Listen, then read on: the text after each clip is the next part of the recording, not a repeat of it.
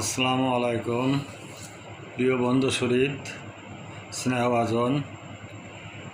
আমি আমার প্রকাশিত অবাঞ্ছিত কাব্যগ্রন্থ থেকে একটা স্বরচিত কবিতা পাঠ করছি আপনাদের।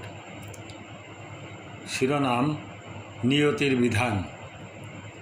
আমি নই কভু কোনো কালের বড় ভাস্কর, না ছিলাম কখনো কোনো দক্ষ কারিগর।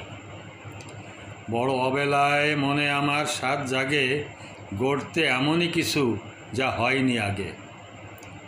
এক টুকরো মাটির ঢেলা আঙিনার কোলে পড়ে আছে দেখে তুলে নেই খেলার ছলে। কে যেন ডাকে পিছে অদৃশ্য ইশারায়, খেলবি বুঝি পুতুল বানাই, আয় কাছে আয়। জোটে সহকারী এক সেই আদিম নিয়মে, নিবিষ্টে গড়ি পুতুল দুজন হৃদয়ের ঘামে। মমতার আচরে ঢেলাটি বদলায় তার রূপ, ছোটে আভা উজ্জ্বল পুতুলের সে কি অপরূপ।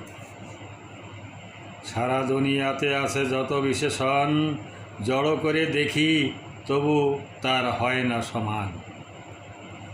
হেসে খেলে পুতুলটি বাড়ে দিনে দিনে, সেরাদের সেরা হয় গুণে আর মানে।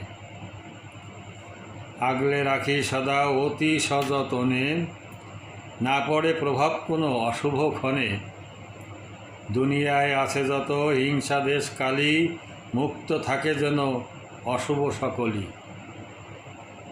বাড়তে বাড়তে একদিন হলো পরিণত, অবাক আমি একই অবিকল আগের মতো। চিরচেনা স্বভাব সবই নিয়েছে শুষে, অকারণে রাগে আমি উঠি ফুসে। সহকারী দিয়েছে ঝাড়ি সবটুকু তার, গোপনে নিয়েছে কালি হৃদয়ের আমার। হতাশায় মনটা আমার ভেঙে হলো খান খান, পারিনি এড়াতে বিন্দু নিয়তির বিধান।